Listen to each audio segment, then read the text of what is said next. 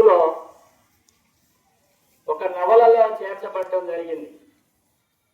ఆనంద మట్ అనేటటువంటి బెంగాలీ నవలలో ఈ గేయాన్ని చేర్చడం జరిగింది. ఆ గేయాన్ని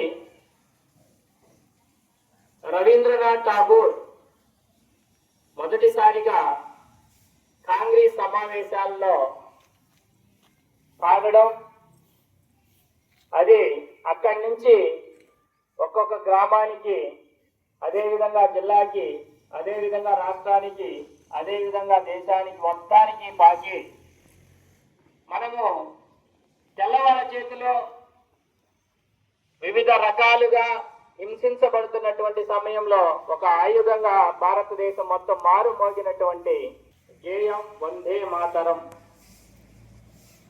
అసలు ఈ వందే మాతరం రాయడానికి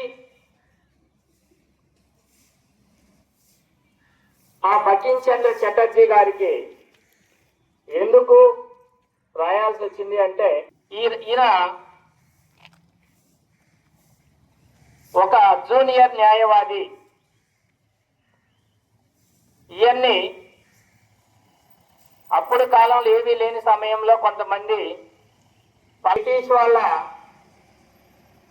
అధికారి చూసి, నల్ల జాతికి చెందినటువంటి నీకు పల్లకి అవసరమా అని దూషిస్తూ కొట్టడం జరుగుతుంది. ఆ సమయంలో పల్లకి మోసేటటువంటి వాళ్ళు ఈయన జూనియర్ న్యాయవాది బంకిం చంద్ర చట్టోపాధ్యాయ అంటాడు అని చెప్తారు. అయితే ఏమై అన్నాడు, బంకిం చంద్ర చట్టోపాధ్యాయ, నన్ను కొట్టిన దానికి 2 ఇంతలు, దీనికి అన్నింతలు నువ్వు బాధపడాల్సి వస్తుంది అని చెప్పి, నేను న్యాయవాదిని, నీ మీద కోర్టులో కేసు వేస్తాను అని చెప్పడం జరుగుతుంది. ఆ మాట ఎప్పుడైతే అంటాడో అప్పుడు ఆ బ్రిటిష్ అధికారి జంకి చిన్నగా మనసులో సారీ అనేటటువంటి పదాన్ని చెప్తాడు. దానికి సంతృప్తి చెందని బంకిం చంద్ర చటర్జీ కోర్టులో కేసు వేస్తాడు. కేసు వేస్తే ఆ కోర్టులో ఉండేటటువంటి లాయర్ కూడా బ్రిటిష్ వాడే కాబట్టి ఆఫీసర్ని, కోర్టు లాయర్ ఇద్దరు కలిసి ఇతన్ని సముదాయించి కేసు విత్డ్రా చేసుకోమని చెప్తారు. దీన్ని గొప్ప సంపాదించుకోవాలి ఈ కేసునంటే, బహిరంగంగా అందరి ముందు ఆ అధికారి నాకు క్షమాపణలు చెప్పాలి అంటే దానికి బంకిం చంద్ర చటర్జీ గారికి క్షమాపణలు చెప్పిస్తాడు. అప్పటికే విసిగి వేసారిన మనం బ్రిటిష్ వాళ్ళ నుంచి. అప్పుడు పుట్టినటువంటి ఆలోచనే, ఆ అణిచివేతకు వచ్చినటువంటి అతని మనసులో వచ్చినటువంటి బాధ, ఆక్రోశం అన్నింటి నుంచి పుట్టుకొచ్చినటువంటిదే వందే మాతరం. కాబట్టి ఈ గేయం మనకి స్వతంత్రాన్ని సంపాదించేంత వరకు భారతీయుల అందరి మనస్సులో ఒక నినాదమై బ్రిటిష్ వాళ్ళని తరిమి కొట్టేంత వరకు కూడా అది భారత. మనం ఈ గేయాన్ని ప్రతిరోజు ప్రతి స్కూల్లో పాడాలి అనేటటువంటి మన నాయకులు ఈ వందే మాతరాన్ని అందరి ముందు ఉంచడం జరిగింది. కాబట్టి ప్రతి ఒక్కరూ కూడా ఈరోజు ఈ వందే మాతరం గేయాన్ని చాలా పెద్దగా పాడి ఆ రాసినటువంటి వాళ్ళకి, మన భారతదేశానికి వందే మాతరం అంటే దేశం అనే తల్లికి వందనం. ఇక్కడ దేశాన్ని తల్లిగా అభివర్ణించడం జరిగింది. కాబట్టి భారతదేశం అనేటటువంటి దేశం తల్లికి మనం వందనం చేయడం కాబట్టి మనందరం కూడా ఒకసారి మన ప్రభుత్వం తరఫున అందరికీ తెలియజేయడం జరిగింది. గేయాన్ని పాటించండి, అందరికీ దాని యొక్క ప్రాముఖ్యత తెలియజేయండి అని చెప్పడం జరిగింది. కాబట్టి మీ అందరికీ దాని గురించి తెలియజేయడం జరిగింది. ఇప్పుడు అందరూ కూడా చాలా జాగ్రత్తగా క్షుణ్ణంగా ఈ యొక్క వందే మాతర గీతాన్ని పాడాలని.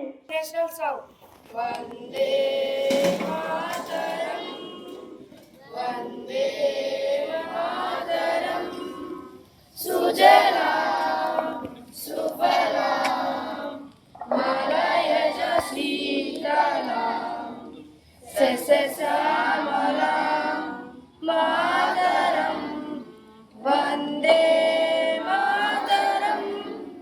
సుప్రజోష్ణ పులకితయామిని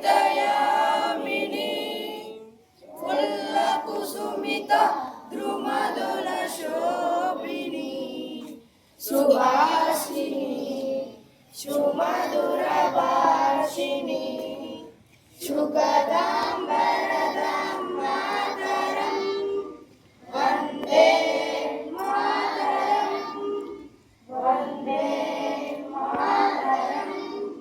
Scientists, attention, flex.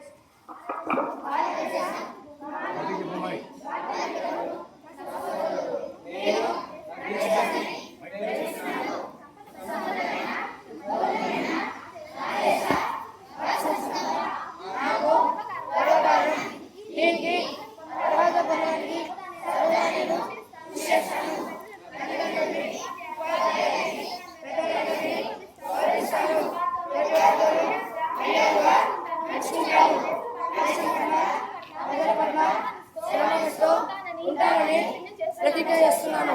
వర్షాకాలంలో ఆనందానికి మూలం. Stands attention, Singh our national అంతం. జయ